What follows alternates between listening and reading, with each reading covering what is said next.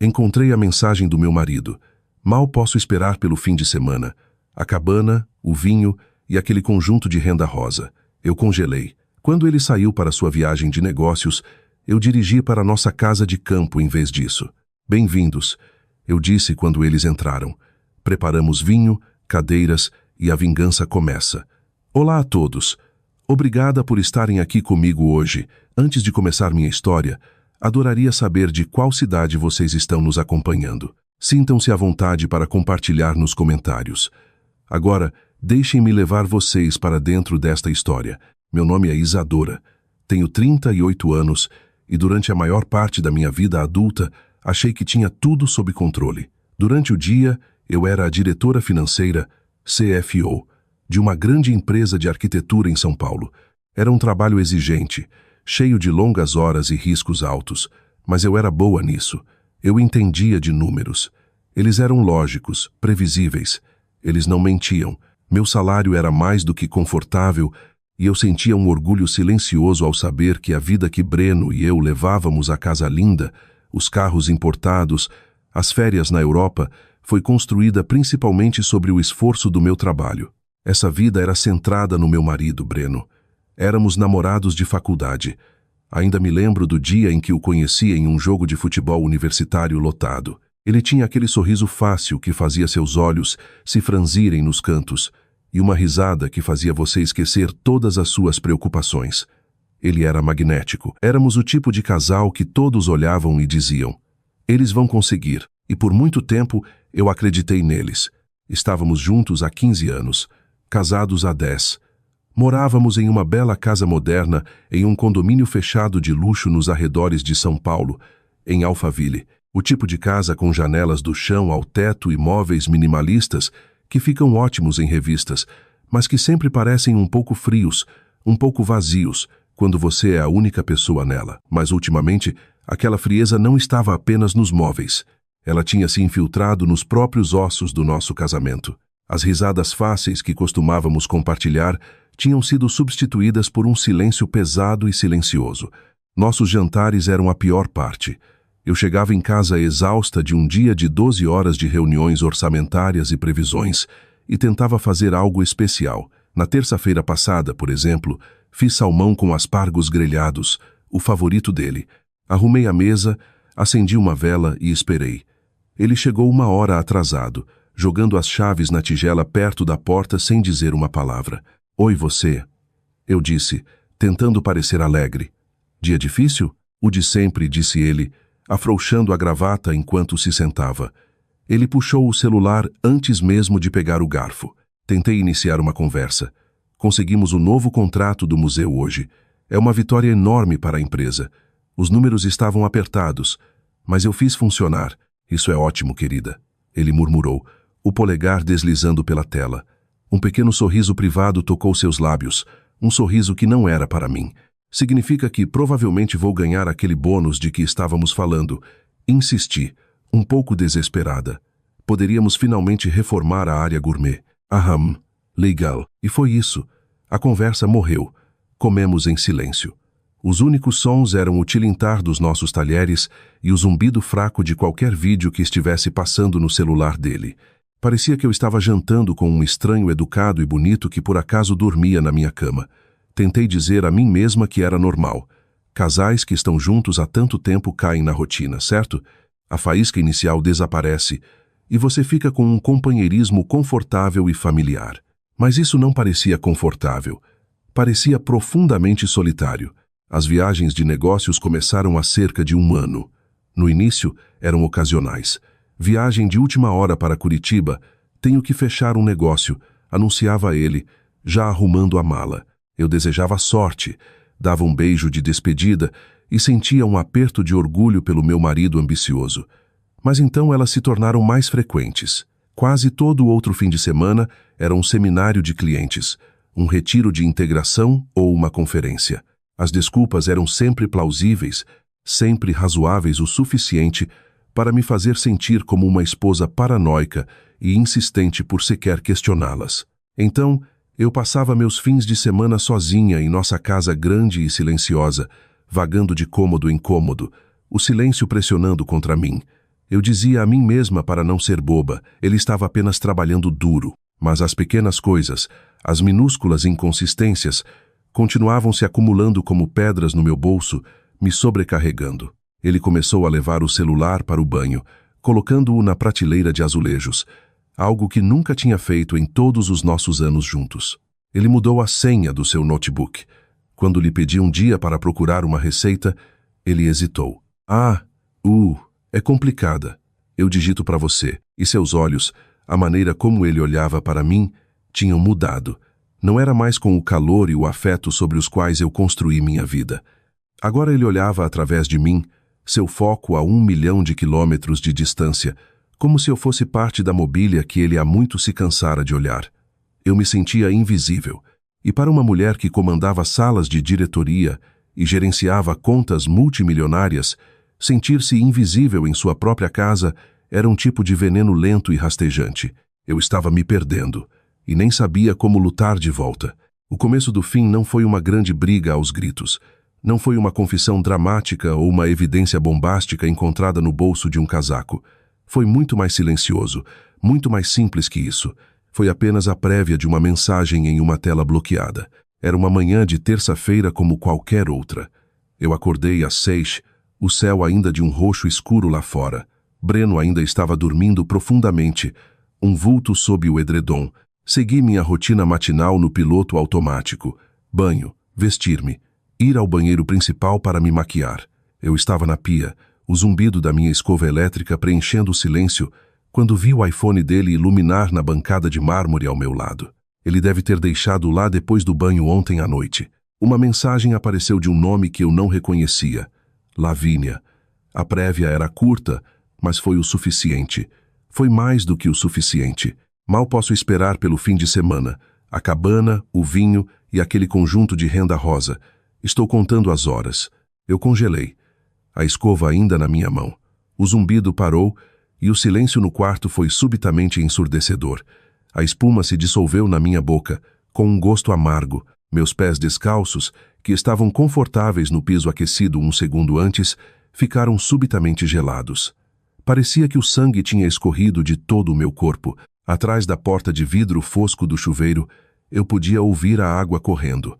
Podia ouvir Breno cantarolando baixinho para si mesmo, alguma música do rádio. Ele estava se preparando para o dia, preparando-se para mentir na minha cara sobre um seminário de clientes, como se fosse apenas mais uma terça-feira. E naquele momento, o mundo não apenas inclinou, ele se estilhaçou. Não foi choque o que senti, não exatamente. Acho que uma parte de mim já sabia.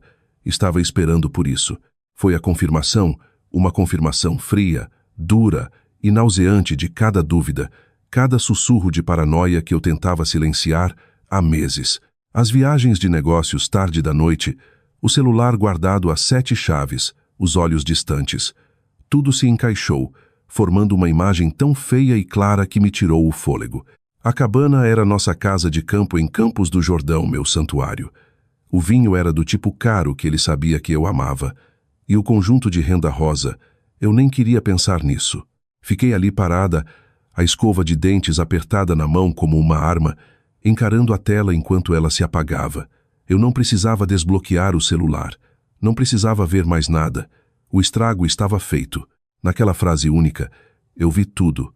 A intimidade, os segredos compartilhados, o futuro que eles planejavam enquanto eu estava ocupada cuidando da nossa casa e gerenciando os investimentos que pagavam por tudo aquilo. Cuspi a pasta de dente na pia e enxaguei a boca, meus movimentos rígidos e robóticos. Encarei meu reflexo no espelho. Meu rosto estava pálido, meus olhos arregalados com uma dor tão profunda que parecia antiga. Eu tinha que me recompor, não podia deixá-lo ver. Lavei o rosto com água fria, sequei as mãos e fiz minha maquiagem como sempre fazia. A rotina familiar era uma âncora. Base, rímel, um toque de blush e uma máscara. Minhas mãos nem tremiam. Em vez disso, um vazio estranho e aterrorizante se instalou sobre mim, como se eu tivesse acabado de sair da minha própria vida e estivesse assistindo a um filme sobre outra pobre mulher. Quando saí do banheiro, Breno estava na frente do espelho do quarto, dando um nó na gravata. Ele olhou para mim no reflexo e sorriu, aquele mesmo sorriso fácil e bonito que ele me dava todas as manhãs. Ele não tinha ideia de que estava sorrindo para uma estranha. Grande dia hoje, disse ele, ajustando o colarinho. Só lembrando, este fim de semana tenho aquele seminário em Curitiba. Chego tarde no domingo. A mentira foi tão sem esforço, tão suave. Apenas assenti. Minha voz uma coisa plana e morta. Não esqueça um casaco quente. Faz frio lá à noite. Ele não tinha ideia de que eu sabia que Curitiba era uma mentira. Não tinha ideia de que eu sabia sobre a cabana, o vinho ou a renda rosa. Não fiz uma única pergunta. Não queria interromper a performance cuidadosamente roteirizada na qual ele tinha colocado tanto esforço, porque na minha mente, um novo roteiro, o meu roteiro já tinha começado a tomar forma e eu não diria uma única palavra até o ato final. Naquela noite, o sono estava fora de questão.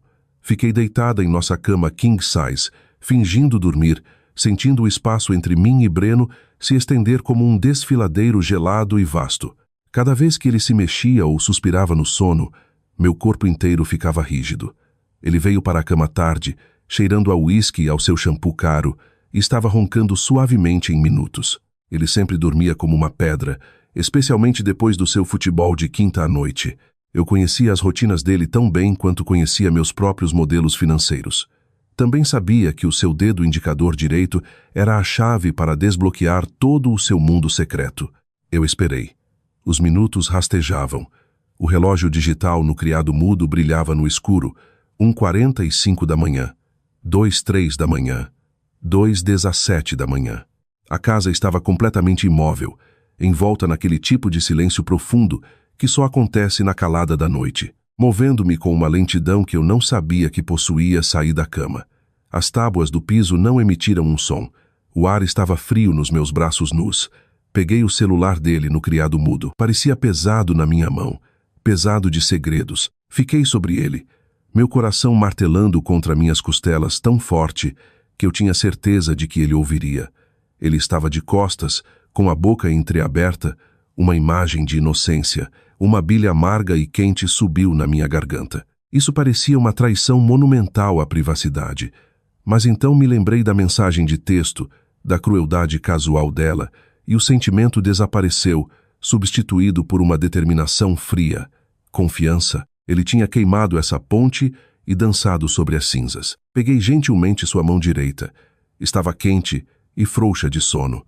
Prendi a respiração, minha própria mão tremendo levemente, enquanto guiava o dedo indicador dele em direção ao botão de início do celular. Pressionei. Clique. A tela se iluminou, me cegando por um segundo no quarto escuro.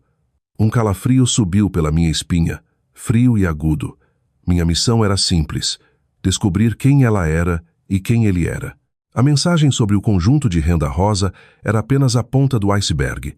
O que encontrei foi uma vida secreta inteira, um mundo de mentiras meticulosamente construído que ele vivia há pelo menos 7 meses. Percorri as mensagens deles, meu estômago revirando com uma mistura de nojo e um senso de propósito estranho e distante. Vi os apelidos carinhosos que davam um ao outro. Vi as piadas internas das quais eu não fazia parte. Vi as fotos que trocavam. Ele sorrindo em um bar que eu não reconhecia, uma selfie dela em um carro, o cabelo voando ao vento. Ela era bonita, de um jeito genérico. O nome dela era Lavínia Donovan.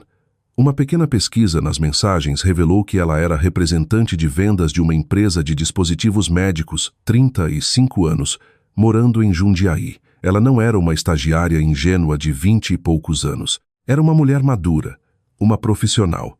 E como logo descobri com um solavanco nauseante no estômago, ela também era casada. Senti uma nova onda de náusea.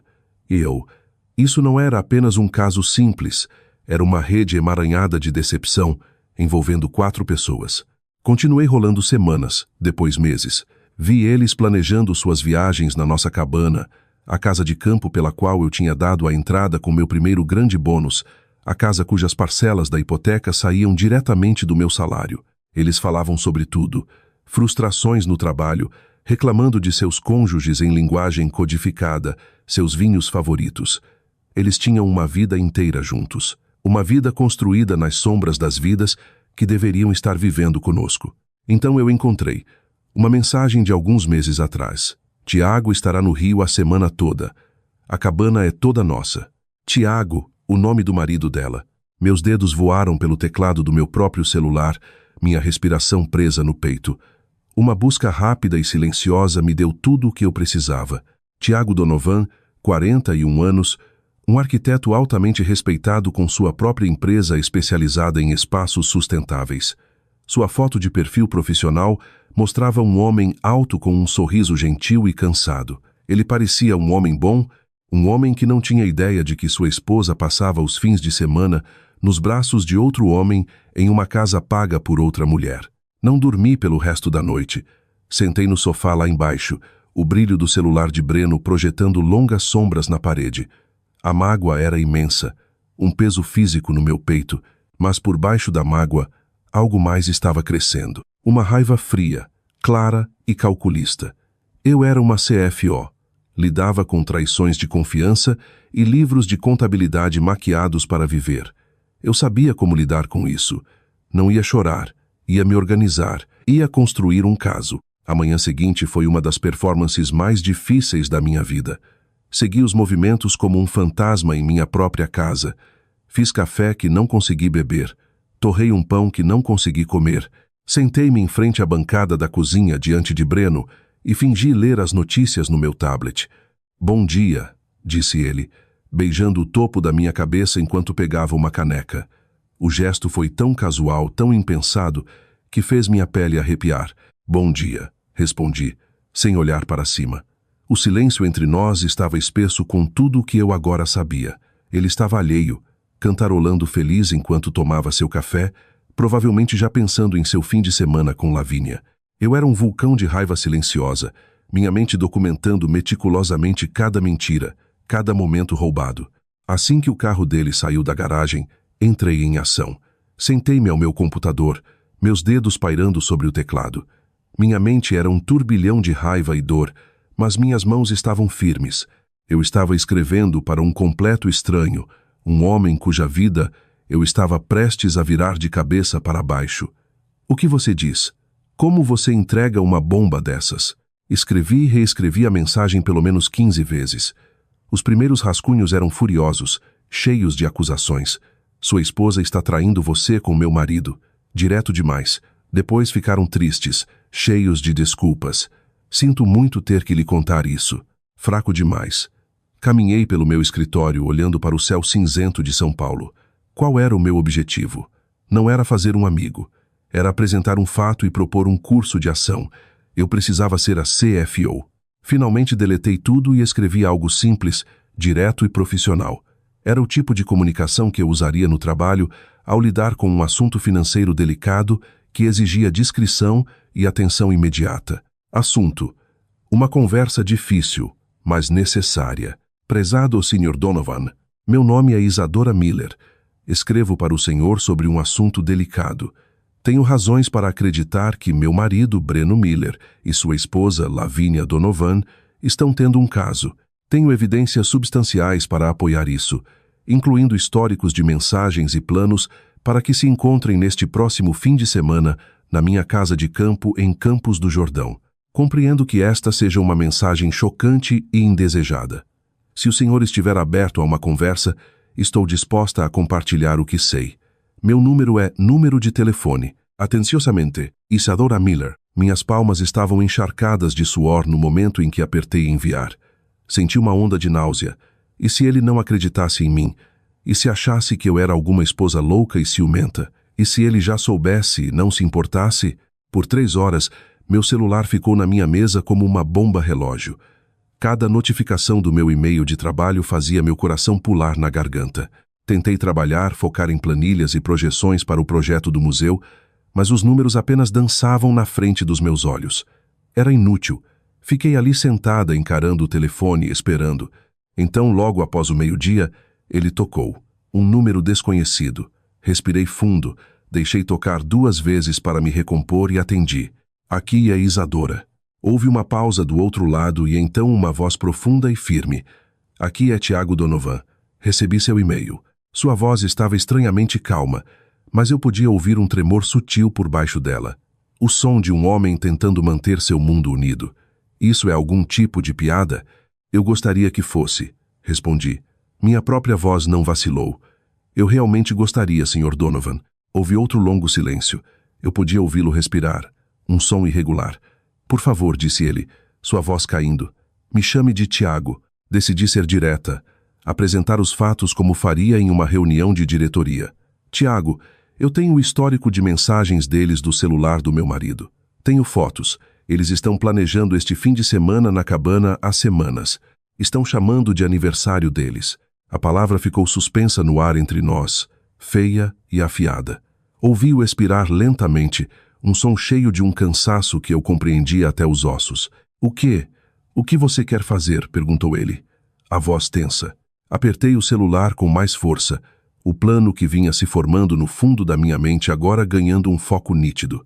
Ele acha que vou visitar minha irmã este fim de semana. Ela acha que você está no Rio, disse lentamente, deliberadamente. Eles planejam estar na minha cabana no sábado à noite. O que você diria de encontrá-los lá antes mesmo de terem a chance de desarrolhar o vinho? Ele não respondeu de imediato. Eu quase podia sentir o mundo dele inclinando, exatamente como o meu. Ouvi o som fraco de uma cadeira rangendo, como se ele tivesse acabado de se sentar pesadamente. Então, finalmente, outro suspiro longo. Tudo bem, disse ele, o tremor em sua voz desaparecido, substituído por uma borda dura e fria. Tudo bem, Isadora. Vamos nos encontrar primeiro. Quero ver o que você sabe. Concordamos em nos encontrar na manhã de sábado em uma lanchonete pequena e anônima em Jundiaí, uma cidade que servia como ponto intermediário entre São Paulo e o caminho para a montanha. Cheguei cedo, precisando de tempo para me situar.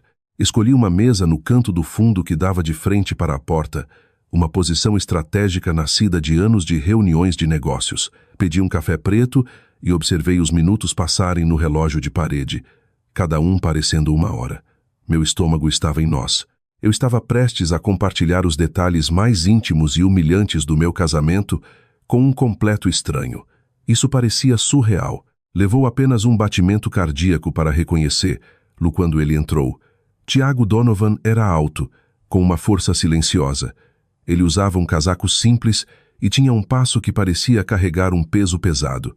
Seu rosto correspondia à sua foto de perfil, cansado, mas com olhos gentis que agora estavam nublados por uma dor profunda e guardada que reconheci como a minha própria. Ele deslizou para o banco à minha frente sem conversas fiadas. A garçonete se aproximou.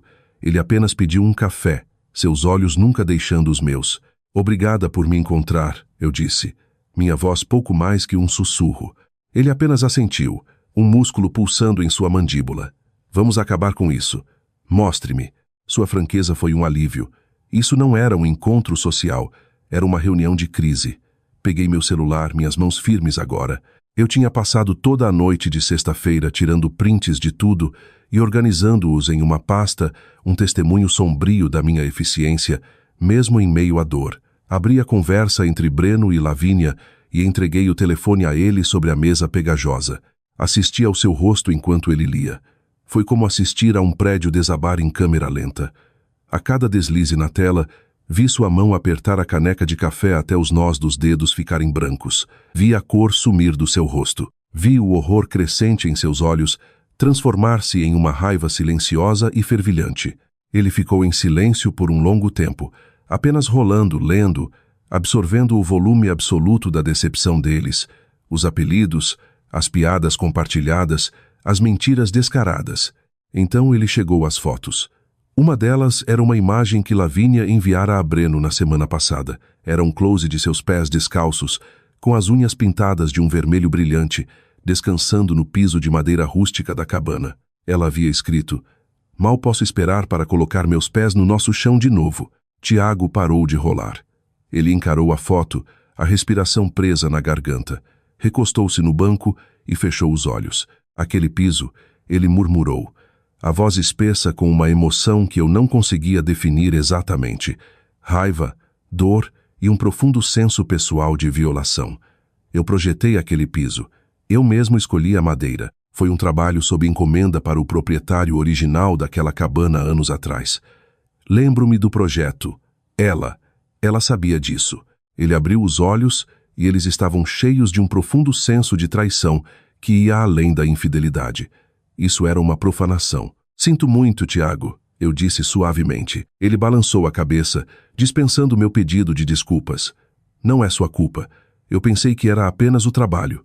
As longas horas, a distância. Ela nunca quis ver um conselheiro. Sempre dizia que estávamos bem, apenas ocupados. Agora eu sei o porquê. Ele empurrou o telefone de volta para mim. Provavelmente deveríamos falar com um advogado, descobrir os próximos passos para um divórcio. Já falei com a minha? Admiti. Ela está de prontidão. Sentamos em silêncio por quase 1 hora depois disso. 2 estranhos unidos pelo mesmo segredo feio. Falamos sobre nossos casamentos, não em detalhes, mas nos traços amplos e tristes de relacionamentos que haviam desaparecido sem que percebêssemos. Ele falou sobre como havia dedicado sua vida à sua empresa de arquitetura e como confiava plenamente em Lavínia. Falei sobre como eu havia focado na minha carreira, na construção de um futuro seguro, assumindo que Breno estava bem ali ao meu lado. Tínhamos sido tolos à nossa maneira. Finalmente ele levantou os olhos de sua caneca de café vazia. Eu ainda tenho uma chave reserva da cabana, disse ele, a voz baixa e firme, de quando prestei consultoria na reforma anos atrás. Está em um chaveiro antigo no meu carro. Ela não sabe que eu a guardei. Assenti. Breno acha que estou em São José dos Campos visitando minha irmã. Ele não faz ideia de que estou em qualquer lugar perto daqui. Um olhar de determinação fria instalou-se no rosto de Tiago. Então chegaremos lá primeiro, disse ele, olhando diretamente para mim. Mas sem gritos, sem drama. Ele ecoou as palavras que eu mesma estivera pensando. Apenas deixamos que nos vejam juntos e deixamos que enfrentem a verdade. Apertei minha caneca de café e assenti. O plano, nascido dos pedaços estilhaçados de nossas vidas, estava selado. Não estávamos planejando uma vingança. Estávamos encenando um acerto de contas. Combinamos de nos encontrar na cabana na tarde de sábado. Passei a manhã dirigindo sem rumo pela paisagem cinzenta e enevoada do interior de São Paulo, minha mente um branco. A dor ainda estava lá, uma dor maçante e constante no meu peito, mas estava ofuscada por um estranho senso de propósito. Eu me sentia como uma atriz prestes a subir ao palco para a performance mais importante da minha vida. Quando parei na longa entrada de cascalho da cabana estilo suíço aninhada entre os pinheiros, a caminhonete prateada de Tiago já estava lá. O ar estava frio e nítido, cheirando a pinho e terra úmida. Este lugar, esta cabana, fora outrora o meu santuário. Foi onde Breno e eu passamos nosso primeiro aniversário, bebendo espumante barato e sonhando com o nosso futuro. Foi onde conversamos sobre começar uma família, escolhendo qual quarto pequeno seria o berçário. Também foi o lugar onde, há 3 anos, sofri um aborto espontâneo no 2º trimestre. Uma perda silenciosa e devastadora que me esvaziou por meses. Lembro-me de sentar naquela mesma varanda enrolada em um cobertor, enquanto Breno segurava minha mão e dizia que superaríamos isso juntos. E agora meu marido estava trazendo sua amante para o mesmo lugar sagrado e marcado. O pensamento era tão vil, tão profundamente desrespeitoso, que me deu vontade de vomitar. Tiago estava lá dentro segurando uma caneca de café, olhando pela grande janela panorâmica para as águas paradas da represa. Ele assentiu quando entrei, um gesto simples e familiar como se não fôssemos estranhos. A casa estava fria, com o ar viciado de um lugar que esteve fechado. "Você dormiu?" perguntou ele, a voz baixa. "Não tenho certeza", respondi honestamente, pousando minha bolsa em uma cadeira de madeira. "Talvez por 1 hora." "E você?" "Não", disse ele, "mas estou acostumado. Arquitetos fazem seu melhor trabalho na quietude da noite." Ele me entregou uma caneca quente de café que já havia preparado. A gentileza simples quase fez minha compostura rachar. Não conversamos muito no início. Apenas existimos no espaço juntos.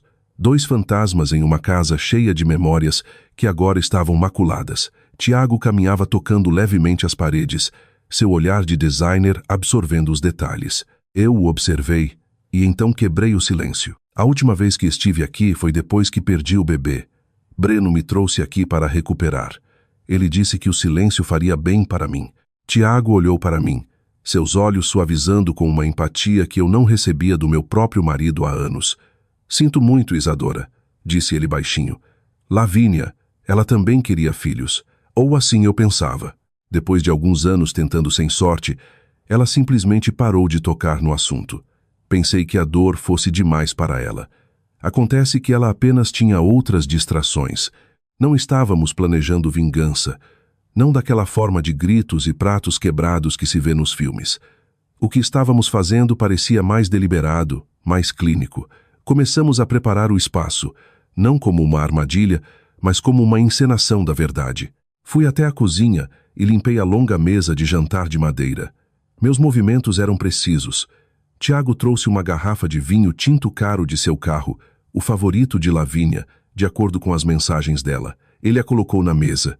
Fui ao armário e peguei 4 taças de cristal, do tipo que Breno sempre insistia em usar, parte de seu ritual arrogante e refinado.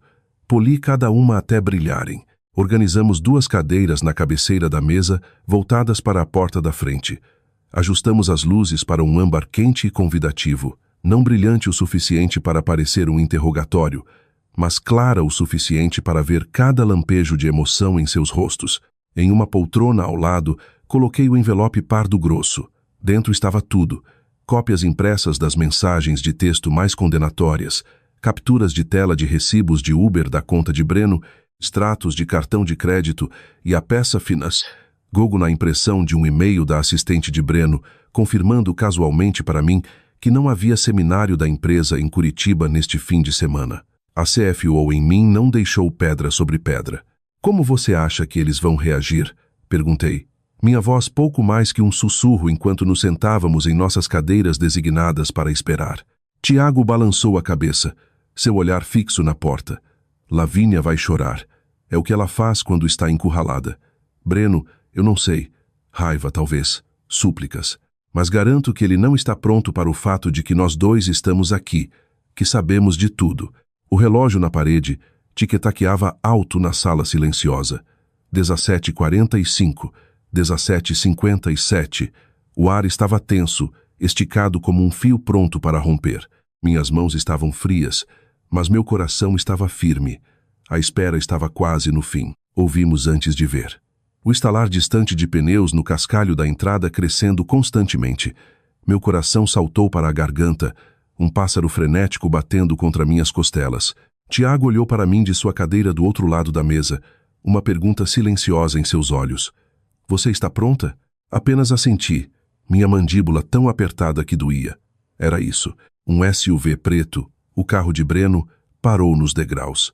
Através da grande janela panorâmica, observamos enquanto ele saía primeiro, parecendo bonito e despreocupado em uma jaqueta de couro. Ele abriu a porta do passageiro com um gesto galante e Lavínia saiu. Ela estava rindo de algo que ele disse, um som brilhante e cristalino que fez meu estômago revirar.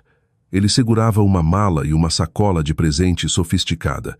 Ela carregava um buquê de tulipas rosa pálido. Eles pareciam, para todo mundo, como um casal feliz chegando para um retiro romântico de lua de mel. A visão daquilo, a audácia de trazer, lá aqui, para este lugar, enviou uma onda de raiva branca e quente através de mim que queimou o último resquício do meu medo. A chave girou na fechadura. A porta se abriu. Lavínia entrou primeiro, seu sorriso radiante. Oh, Breno, é ainda mais bonito do que eu me lembrava, ela começou a dizer. E então ela nos viu. Viu Tiago sentado, ereto e silencioso. Viu a mim, empoleirada na borda da minha cadeira, minha expressão ilegível. Seu sorriso não apenas desapareceu, ele congelou, estilhaçado em seu rosto. Sua respiração falhou. Breno, sem olhar, esbarrou nela por trás. Qual é a demora, linda? Vamos começar este fim de semana, disse ele. E então ele olhou para cima, seguindo o olhar horrorizado dela. Seus olhos encontraram os meus. Naquele único segundo silencioso e terrível, todo o seu mundo, o mundo cuidadosamente construído de mentiras e decepção, desabou ao redor dele. Ele deixou cair a sacola de presente. Uma garrafa de champanhe caro rolou, atingiu o piso de madeira e estourou com um estrondo alto e explosivo. O cheiro de champanhe caro e ilusões despedaçadas encheu a sala, penetrante e enjoativo. A boca de Lavínia se abriu em um "o" silencioso.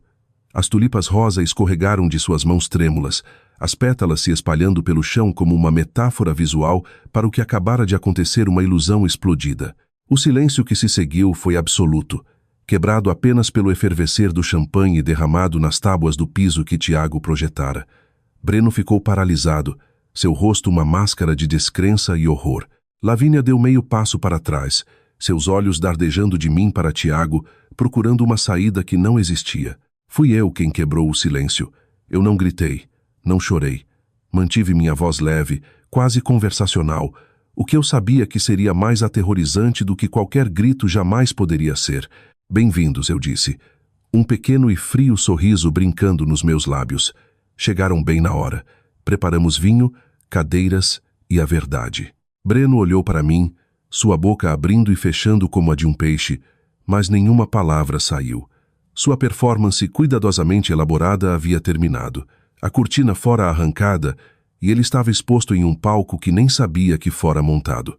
A armadilha não fora disparada com um barulho alto, mas com uma realidade silenciosa e inescapável. Estávamos aqui, nós sabíamos, e não havia mais para onde correr. Por alguns segundos que pareceram uma eternidade, ninguém se moveu. Era como um quadro de traição, congelado na luz âmbar quente que havíamos arranjado com tanto cuidado. Então Breno finalmente encontrou sua voz, e foi o som mais fraco e patético que eu já ouvira dele. Isadora, Tiago, isso não é o que vocês estão pensando. Era um clichê tão cansado e insultante que uma risada áspera e sem humor escapou dos meus lábios. Não é, Breno? Inclinei a cabeça, mantendo minha voz tão calma e afiada quanto um caco de vidro. Então o que exatamente eu deveria pensar? Eu sou uma CFO. Eu lido com fatos e números, então vamos nos ater a eles. Fato. Eu vi as mensagens planejando este fim de semana. Fato. Eu sei sobre o conjunto de renda rosa. Fato. Eu tenho recibos de Uber mostrando suas viagens tarde da noite para o bairro dela às 2 da manhã. Esses fatos não são o que eu estou pensando. Ele estremeceu a cada ponto. Cada dado que eu apresentava como uma promotora em um tribunal. Ele não tinha nada, nenhuma refutação, nenhuma defesa. Então Tiago se levantou, e sua estrutura alta pareceu preencher a sala inteira. Ele não estava gritando. Sua voz era controlada, gélida, o que era muito mais intimidante. E quanto a mim, Lavínia, você disse que estava em uma conferência de vendas em Ribeirão Preto. Você me enviou uma foto de um slide de PowerPoint. Você até me mandou mensagem de boa noite. Sinto sua falta 1 hora atrás, antes de desligar o telefone. Eu estava imaginando tudo isso também. Lavínia finalmente desabou, cobrindo o rosto com as mãos, seus ombros sacudindo com soluços feios e ofegantes. Tiago, por favor, não. Não o quê? Ele a cortou, sua voz afiada e impiedosa. Não ficar aqui parado na casa que ajudei a projetar e ver minha esposa entrar com outro homem? Não encarar a verdade? Não ouse me pedir para não fazer isso. Você perdeu o direito de me pedir qualquer coisa no segundo em que começou a mentir. Levantei-me e caminhei até a poltrona. Peguei o envelope pardo grosso e o coloquei na mesa de jantar com um baque suave e definitivo. Eu não vim aqui de mãos vazias, eu disse, meus olhos fixos em Breno. Passei as últimas 48 horas fazendo o que faço de melhor. Auditoria. Dentro deste envelope está toda a sua vida secreta, Breno. Registros telefônicos, extratos de cartão de crédito detalhando cada hotel, cada jantar sobre o qual você mentiu, e meu favorito pessoal, uma declaração juramentada de um investigador particular que contratei há 2 meses, completa com fotos confirmando seu paradeiro. Eu precisava ter certeza antes de explodir minha vida. E você foi tão cuidadoso, eu tive que ser mais cuidadosa. O rosto de Breno, que estava pálido, agora ficou de um vermelho manchado. Ele agarrou o envelope, rasgou-o e folheou algumas páginas. Seus olhos, injetados de pânico, percorreram as evidências condenatórias, os registros meticulosos, as datas que coincidiam perfeitamente com suas viagens de negócios.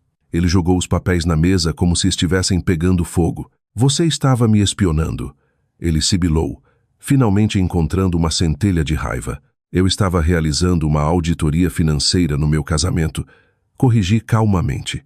E os números não batiam. Falando nisso, vamos falar de finanças. Que tal? Descobri que o dinheiro esclarece as coisas lindamente. Virei meu olhar para Lavínia, cujo rosto estava manchado de lágrimas. Lavínia, o Breno alguma vez te contou por que mantemos nossas finanças separadas. Ele mencionou os R, 200 mil em dívidas de jogo que ele acumulou em 2015, a dívida que os pais dele tiveram que pagar discretamente com o fundo de aposentadoria para salvar a carreira dele, o segredo que impactou nossa capacidade de conseguir um financiamento decente até que meu próprio salário pudesse sustentar a aplicação.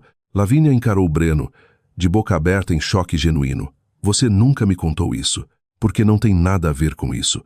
Breno rebateu, encurralado e vacilante. Oh, tem tudo a ver com isso, eu disse, minha voz caindo, cada palavra uma pedra cuidadosamente colocada. Você disse a ela que eu era fria, que era focada demais no meu trabalho, mas esqueceu de mencionar que meu trabalho, minha promoção e meu salário substancial são o que pagam a hipoteca desta cabana. Meu dinheiro paga por este seu parquinho, Breno, todo santo mês, enquanto você mentia sobre jantares com clientes e secretamente jogava pôquer de altas apostas com seus velhos amigos em Santos. Breno baixou a cabeça, finalmente silencioso. O arquiteto de mentiras ficara sem plantas. Ele fora exposto não apenas como um traidor, mas como um parasita e um tolo. A sala caiu em um silêncio pesado e sufocante. O único som era a respiração irregular de Lavínia. Breno estava derrotado, encarando o chão, a imagem de um homem que perdera tudo e sabia que a culpa era inteiramente sua. Achei que tivéssemos chegado ao fim das revelações. Achei que o pior tivesse passado. Eu estava errada. Justo quando o peso de todas as mentiras parecia se instalar sobre a sala para nos esmagar a todos, Lavínia subitamente se levantou. Ela usou o encosto de uma cadeira para se firmar, os nós dos dedos brancos. Seus olhos estavam vermelhos e inchados, mas enquanto olhava de Tiago para mim, havia algo mais neles. Um brilho desesperado e aterrorizado. Tem algo mais, disse ela, sua voz tremendo tanto que era pouco mais que um sussurro, algo que eu não disse. Tiago virou-se para ela, o rosto uma máscara de pura exaustão. Ele parecia um homem que estivera em uma batalha por dias. O que agora, Lavínia? O que mais poderia possivelmente haver? Ela engoliu em seco, a garganta trabalhando. Seus olhos dardejavam nervosamente de Tiago para Breno e então estranhamente pousaram em mim. Ela respirou fundo, como se estivesse se preparando para uma última confissão desesperada. Eu estou grávida. As 3 palavras caíram na sala silenciosa como uma pedra em um lago perfeitamente parado, as ondas de choque se espalhando para tocar cada um de nós. O tic-tac do relógio de parede, de repente, pareceu ensurdecedoramente alto, cada segundo cortando o ar como uma lâmina de barbear. Breno saltou da cadeira, o rosto uma caricatura de descrença. O quê? O que você acabou de dizer? Lavínia assentiu, os lábios tremendo, novas lágrimas brotando nos olhos. Descobri na semana passada. Eu ia te contar este fim de semana, Breno. Era para ser o propósito deste fim de semana. Uma celebração. A palavra celebração era tão absurda, tão grotescamente fora de lugar, que senti uma risada histérica borbulhar no meu peito, mas eu a sufoquei. Por um momento, minha mente ficou completamente em branco. Um bebê. Nenhuma das minhas pesquisas, nenhum dos meus arquivos de evidências meticulosamente organizados me preparara para isso. Esta não era uma variável que eu havia contabilizado. Isso era uma granada. Tiago ficou paralisado, o rosto pálido, parecendo que fora fisicamente atingido. Sua voz, quando veio, era quase inaudível, o fantasma de um som. O bebê é meu? Os olhos de Lavínia, cheios de lágrimas, finalmente voltaram-se para o marido. Sim, sussurrou ela, a voz falhando com uma sinceridade desesperada. Sim, Tiago, tenho certeza. Breno e eu. Fomos sempre cuidadosos. É seu. Olhei para Breno. Ele parecia ter sido atingido por um raio. A expressão furiosa e encurralada em seu rosto dissolveu-se em algo irreconhecível, uma mistura de choque, humilhação e vazio completo. Ele estivera interpretando o papel de protagonista romântico em sua própria fantasia, o homem por quem uma mulher deixaria o marido e acabara de ser rebaixado a um personagem secundário descartável em um drama muito mais sério. O pensamento me deu uma satisfação sombria e fria. O ar estava espesso com esta nova e complicada realidade. Um bebê, uma vida inocente, trazida ao mundo a partir de uma fundação de segredos e mentiras. O drama acabara de escalar para um nível que nenhum de nós antecipara. E eu fiquei ali assistindo às consequências, a única na sala cujo futuro subitamente parecia nítido e aterrorizantemente claro. A notícia da gravidez pairava no ar, uma reviravolta chocante em uma peça em que nenhum de nós queria estar. Por um momento, todos ficaram paralisados pelo peso daquilo. Todos, menos eu. Enquanto todos estavam cambaleando com os estilhaços emocionais, meu caminho a seguir, que já estava claro antes, tornou-se agora um imperativo não negociável. Este não era meu circo, estes não eram meus macacos. Respirei fundo, buscando o centro. O ar frio nos meus pulmões foi um choque bem-vindo, tirando-me do transe. Caminhei até minha bolsa, que eu havia colocado organizadamente em uma cadeira lateral quando chegamos. Meus movimentos eram calmos, deliberados. Abria e tirei uma pasta pequena e nítida, a segunda que eu trouxera comigo. Coloquei-a na mesa ao lado dos papéis espalhados do caso de Breno. Parece que todos já tivemos o suficiente por um dia, disse eu, meus olhos fixos em Breno. Seu rosto era uma máscara pálida e frouxa de choque, e já que estamos colocando todas as cartas na mesa, não vou prolongar isso. Empurrei a pasta em direção a ele. Ela deslizou pela madeira lisa e parou diretamente à sua frente. Isto, disse eu, minha voz desprovida de qualquer emoção, tão fria e clara quanto a água da represa lá fora, é a petição de divórcio. Já foi protocolada no tribunal. Você será servido oficialmente por um oficial de justiça no seu escritório na segunda-feira de manhã. Dentro, você também encontrará toda a documentação financeira que preparei. Já pedi a um perito contábil para revisar nossos ativos dos últimos 5 anos. Tudo foi verificado pela minha advogada.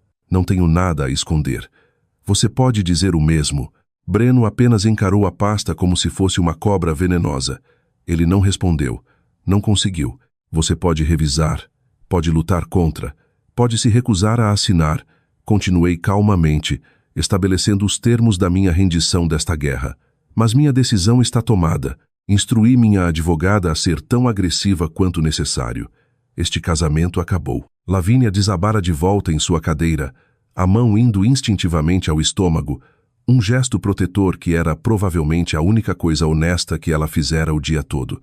Tiago, após um longo momento congelado em que pareceu envelhecer 10 anos, finalmente virou-se para ela. Sua voz era baixa, mas controlada, a voz de um homem tomando uma decisão dolorosa, mas necessária. Vou precisar de tempo para processar tudo isso, disse ele, não olhando diretamente para ela, mas para um ponto na parede logo além de seu ombro. Mas se você for ter o bebê, eu estarei lá. A criança não tem culpa aqui. Teremos que discutir a custódia, e ambos precisaremos de um bom advogado. Lavínia assentiu, sufocando novas lágrimas. Eu sei. Obrigada por ainda ser capaz de dizer isso. Olhei para Breno, que finalmente levantou a cabeça. Seus olhos estavam vermelhos e cansados, e pela primeira vez estavam cheios de um pânico genuíno e desesperado. Isadora, implorou ele, a voz falhando. Tudo isso, não vale a pena acabar com tudo por causa disso. Tivemos tantas coisas boas. Não jogue tudo fora. Você tem razão. Assenti, e por um segundo, um lampejo de esperança insana cruzou o rosto dele. Tivemos tantas coisas boas. Tivemos juventude, risos e sonhos. Tivemos a memória do filho que perdemos nesta mesma casa. Mas o fato de você ter escolhido trocar tudo isso por uma aventura barata e sórdida com alguém que também estava mentindo para o próprio marido, significa que você jogou tudo fora, Breno. Não eu. Estou apenas limpando a bagunça. Peguei minha bolsa e as chaves do carro. Era isso. O fim da cena. O fim do meu casamento. Eu entrara naquela cabana como uma esposa traída. Estava saindo como uma mulher livre. Virei-me e caminhei em direção à porta, sem olhar para trás. Tiago seguiu-me um momento depois, deixando Breno e Lavínia sozinhos nos destroços que haviam criado. Se você ainda está ouvindo minha história, se me acompanhou nesta jornada até aquela cabana, poderia me fazer um favor enorme? Por favor, curta este vídeo e comente o número 1 abaixo. Isso me deixa saber que você está aqui comigo, que está ouvindo. Seu apoio significa o mundo para mim e me dá forças para continuar. Apenas comente o número 1 e deixe-me contar o que aconteceu depois. Sair daquela cabana e entrar no ar frio e nítido da noite pareceu como dar minha primeira respiração depois de ficar tempo demais debaixo d'água. O silêncio da floresta era um alívio bem-vindo após a tempestade emocional lá dentro. O aroma de pinho e terra úmida era limpo e real. Tiago e eu caminhamos até nossos carros sem dizer uma palavra. Não havia mais nada a dizer. A performance terminara e éramos apenas dois atores exaustos saindo do palco. Ele abriu a porta do carro para mim, um pequeno e antigo gesto de cortesia que pareceu estranhamente reconfortante em meio a toda a feiura. Antes de eu entrar, ele parou, encostando-se na estrutura da porta. "Você vai ficar bem para dirigir?" perguntou ele, a voz rouca de exaustão. Assenti, olhando para a silhueta escura das árvores contra o céu do crepúsculo. "Estou melhor do que bem, Tiago. Estou livre." Ele esboçou um sorriso pequeno e cansado que não chegou aos olhos. Ele parecia completamente destruído, mas havia uma força nele também. Ele entrou em sua própria caminhonete, mas antes de ligar o motor, baixou o vidro. "Não sei você", disse ele, a voz hesitante, "mas não comi nada o dia todo. Meu estômago parece um grande nó. Conheço uma lanchonete pequena em Campos que fica aberta até tarde. Nada sofisticado, mas a canja deles é decente e o café é forte." Para minha própria surpresa, eu ri. Não foi uma risada feliz, mas foi real. Um som genuíno, rouco e inesperado que começou no fundo do meu peito. Parecia estranho, mas maravilhoso. "Sim", disse eu, minha voz mais leve do que estivera em anos. "Vamos comer. Estou faminta." Sentamos lado a lado em uma cabine de vinil desgastada na lanchonete, o tipo de lugar com chão quadriculado e uma jukebox no canto. A luz amarela quente lançava um brilho suave sobre a mesa. O lugar cheirava a café e cebola frita, um cheiro reconfortante e normal que estava a um mundo de distância da tensão e do perfume caro da cabana. Não falamos sobre o que acabara de acontecer, não analisamos, não repassamos as traições. Foi como se ambos tivéssemos concordado silenciosamente em deixar aquilo para trás, trancado naquela casa na represa. Estávamos ambos muito feridos, muito cansados. Em vez disso, falamos sobre coisas mais tranquilas. Ele me contou que uma vez considerara largar a arquitetura para ir para uma escola de confeitaria em Paris. Descreveu detalhadamente o croissant perfeito, e por 5 minutos eu me perdi completamente na história dele.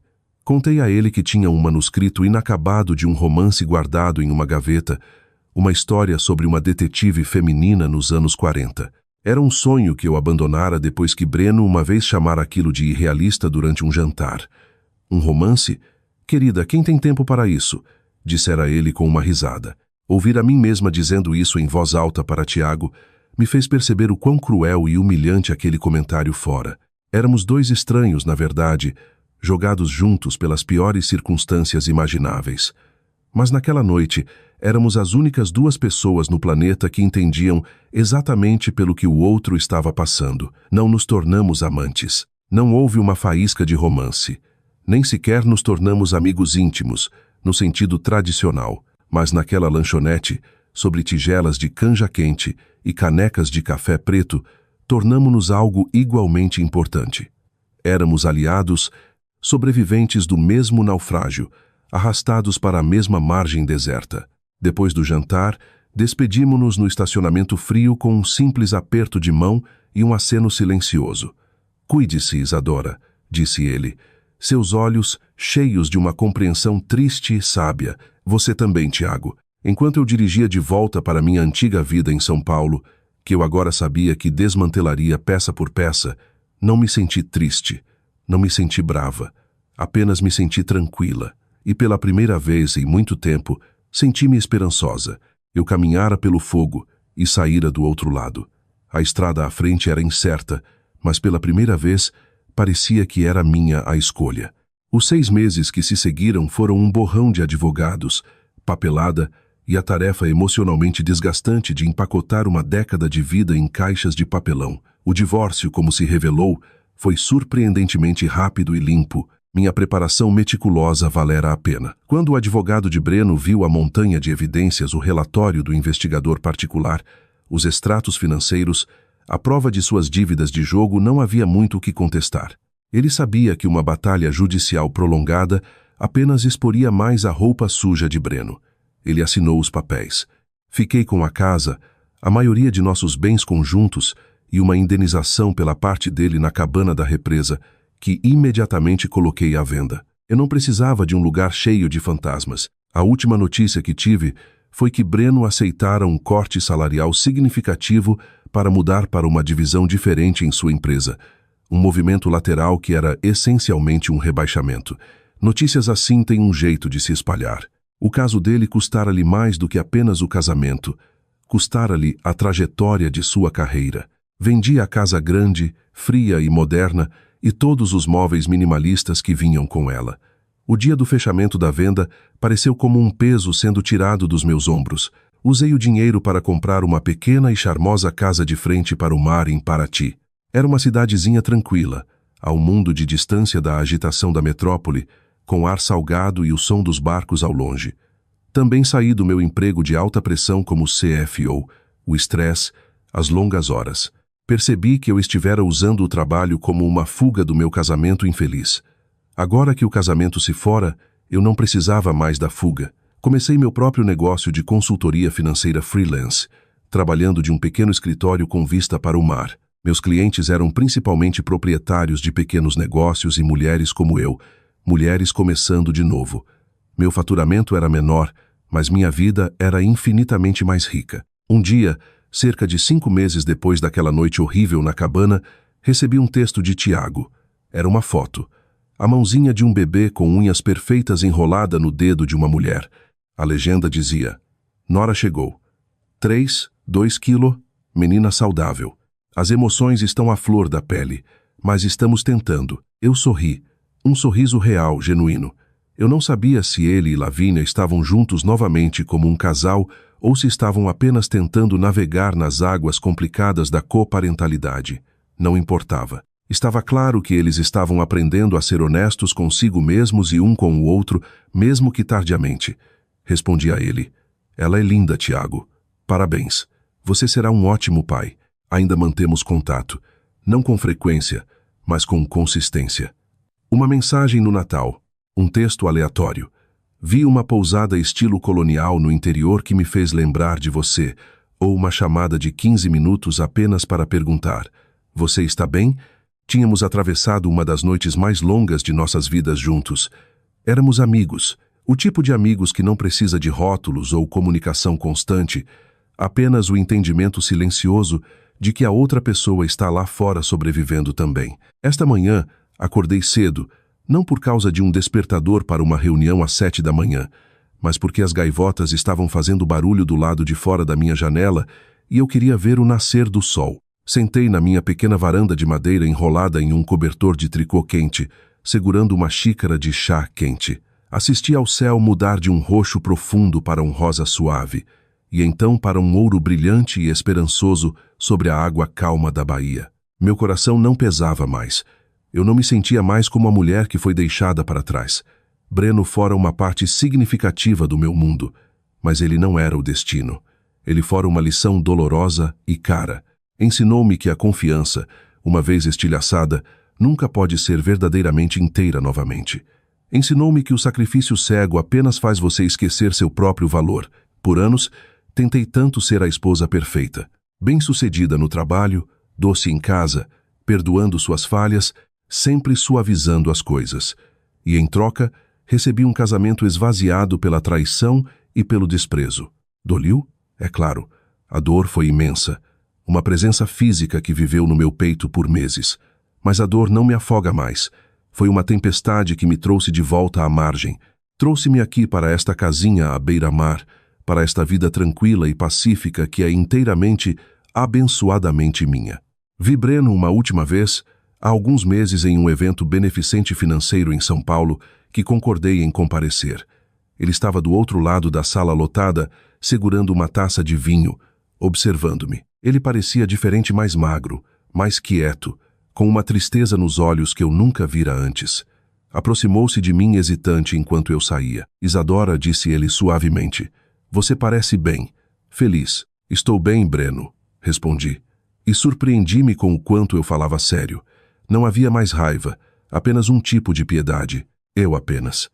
Queria dizer que sinto muito, disse ele, olhando para seus sapatos caros. Por tudo. Sorri. Um sorriso real que chegou aos meus olhos. Eu sei, mas você não precisa mais dizer isso. Isso é o passado. Pertence a uma mulher diferente, e eu escolhi viver no presente. Ele apenas assentiu e deu um passo atrás, deixando-me passar. E pela primeira vez, não o vi como o grande amor da minha vida, ou o monstro que me traiu, mas apenas como um homem pequeno e triste que fizera uma série de escolhas erradas e se perdera. Agora meus dias são preenchidos com coisas simples. Tenho vasos de lavanda e alecrim na minha varanda. Comecei a escrever meu romance novamente, aquele sobre a detetive. Ofereço consultoria financeira para mulheres que passam por um divórcio, não como uma especialista fria disparando números sobre pensão e bens, mas como alguém que viveu isso. Elas confiam em mim porque sabem que eu entendo o medo visceral e a liberdade vertiginosa que vem com o começar de novo. Minha história não é uma tragédia. É uma jornada de renascimento. Não me arrependo de nada porque aprendi que algumas pessoas entram em nossas vidas não para ficar, mas para nos ensinar como partir no momento certo. Aprendi a me levantar, a curar e a me amar novamente. E isso, eu acho, é o melhor tipo de felizes para sempre. Obrigada por ouvirem minha história. Significa muito para mim poder compartilhá-la. O que você teria feito se estivesse no meu lugar? Adoraria ouvir seus pensamentos nos comentários abaixo. E se minha história ressoou com você, por favor, não esqueça de curtir este vídeo e se inscrever no canal para mais histórias. Cuidem-se.